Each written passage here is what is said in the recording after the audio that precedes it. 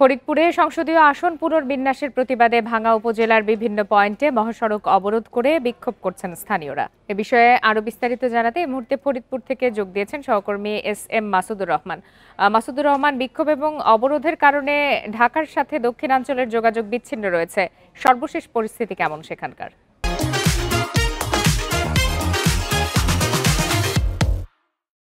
যেমনটি বলছিলেন, ফরিদপুরের ভাঙ্গা 4 আসন, এই আসনের আসন বিন্যাসকে কেন্দ্র করে যে দুটি ইউনিয়নকে অন্য একটি আসনে সংযুক্ত করার কারণে এই বিক্ষিপ্ত এলাকাবাসী, দুই গ্রামের এলাকাবাসী তারা মহাসড়ক অবরোধ করেছে। আজ সকাল 7:45টায় ঢাকা খুলনা এবং ফরিদপুর বরিশাল মহাসড়কের বিভিন্ন পয়েন্টে এই বিক্ষোভকারীরা তারা সড়ক অবরোধ করে, গাছের গুঁড়ি ফেলে এবং টায়ারে আগুন জ্বালিয়ে সড়কে অবস্থান করে।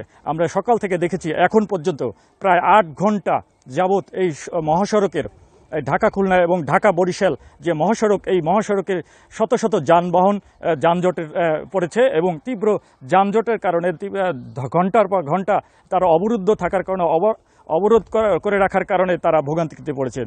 আমরা দেখেছি যে এই যে ভোগান্তির কারণ, সেই কারণ হিসাবে এলাকাবাসী বলছে যে তারা দীর্ঘদিন ধরে ফরিদপুরের 4 আসনের এই ইউনিয়নে, দুটি ইউনিয়নে বসবাস করা ব্যক্তিরা এখন অন্য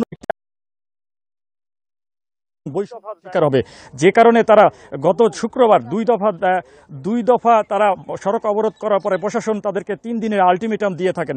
সেই আলটিমেটামের পরেও তাদের কোনো আশ্বাস অনুযায়ী তাদের প্রত্যাশা পূরণ না হওয়ার কারণে তারা আজকে আবার মহাসড়কে নেমে মহাসড়ক অবরোধ করেন এবং তারা বলেছেন যতক্ষণ পর্যন্ত এই মহাসড়কের অবরোধ তুলবে না, সেটা হলো যতক্ষণ পর্যন্ত তাদের দাবি না মানা হবে।